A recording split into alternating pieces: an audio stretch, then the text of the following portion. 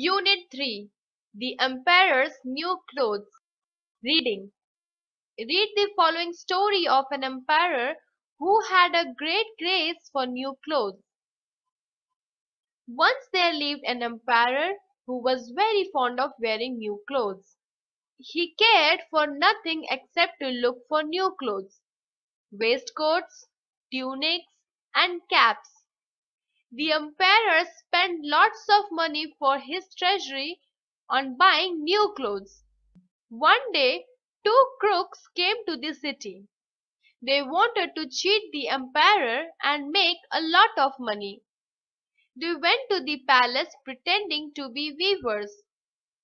"We are weavers. The cloth we can weave is the finest ever seen," said one.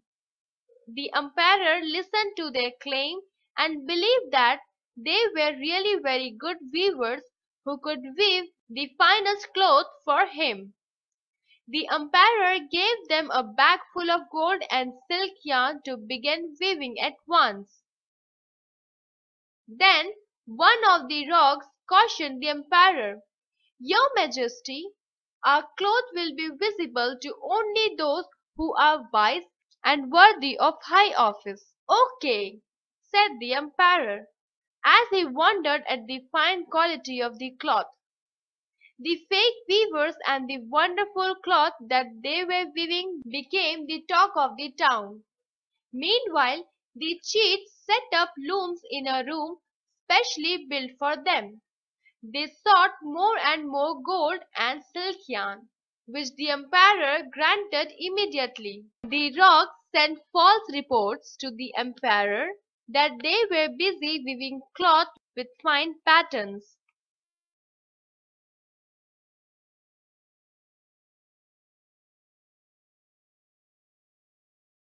After some weeks had passed, the emperor said that he would himself go to see whether the weaving of the new cloth was finished or not. But for one reason or the other, the emperor could not go there each time.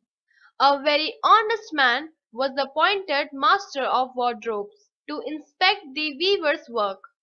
The emperor whispered to the master of wardrobes that he would depend on his report for the good quality of cloth being woven by the new weavers. As the emperor was speaking to the master of wardrobes, the rogues appeared in the royal chamber and asked for more silk yarn. The emperor gave them plenty of brightly colored silk yarn. "I very much like blue," said the emperor, "and make certain that you use this color the most in weaving new cloth." The two rogues had rented a house at a far off place from the palace in the town. The master of wardrobes made his way to their house, but he was informed that the weavers did not work at their looms in the afternoon, and had gone to take some rest in their lodging. "The emperor has ordered me to inspect the weaving, so you take me to your looms," he said, as one of the fake weavers opened the door, "and show me what progress you have made." Stacking his bag with gold and rich silk, the rogue told him to wait outside before they would take him with them to show their progress. On the way they talked with great pride of their great weaving work. "The cloth will dazzle your eyes, sir," said one. "You will simply feel enthralled at the new patterns," remarked the other. Then they came to their workplace. The master of wardrobes stood staring at the empty looms. He rubbed his eyes and saw again lest he should be missing something. But the frames were empty. The master of wardrobe thought that if he disclosed the truth, he would prove himself unwise and unworthy of high office. So he decided to pretend and praise the magnificent quality of the cloth. The master of wardrobes returned to the emperor's chamber.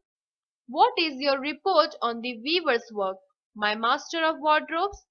said the emperor. "Extraordinary! Excellent!" exclaimed the poor master. "Never before have I seen such beautiful patterns, my lord.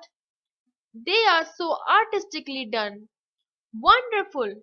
exclaimed the emperor. "I believe what you say."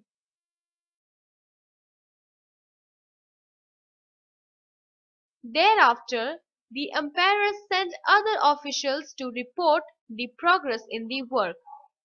They all spoke high of the weavers as they did not want to prove themselves unwise.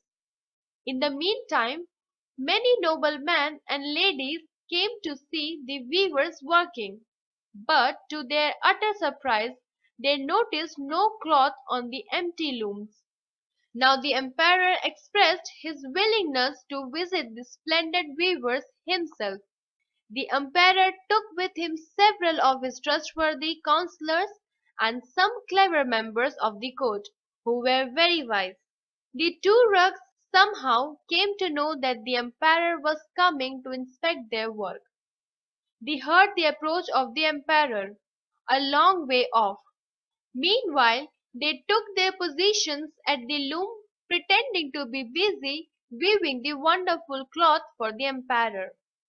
When the emperor arrived, they pretended to be so busy with their work that they took no notice of him.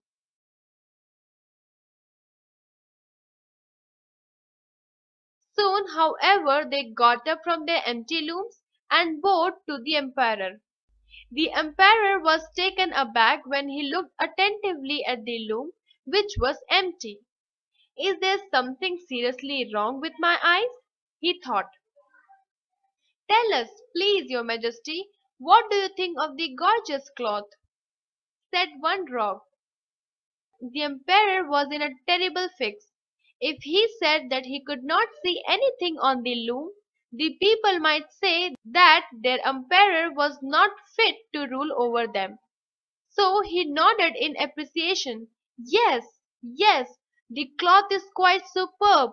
I am happy with it." All other members of the emperor's party also agreed with the emperor. "Yes, yes, yes, very beautiful."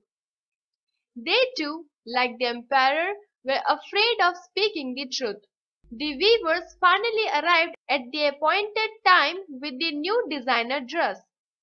The emperor greeted them with a smile. The two cheats pretended to be helping the emperor into his new robe, and the attendants of the emperor cried, "Oh, how wonderful they are, your majesty! What perfect fitting! What colors!" The emperor then sat before a huge mirror. He saw it was very clear that he had no clothes on his bare body. But how could he admit it? On the contrary, he said, "Yes, yes, they fit my body correctly." A grand procession was to start from the palace. The musicians and the trumpeters were all ready for the big event. The emperor, wearing his new dress, left the palace and came down on the streets. None of the spectators was bold enough to smile.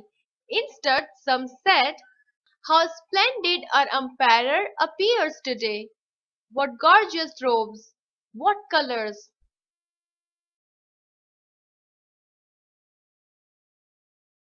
Then a little boy cried out, "Look, father, our mighty emperor is not wearing anything."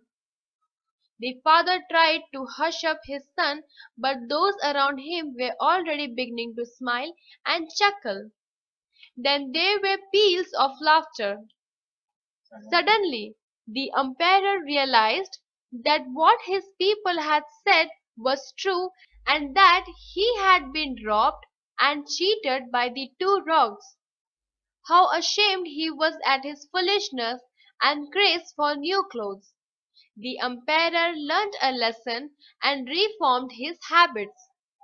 Adapted from Hans Christian Andersen's The Emperor's New Clothes.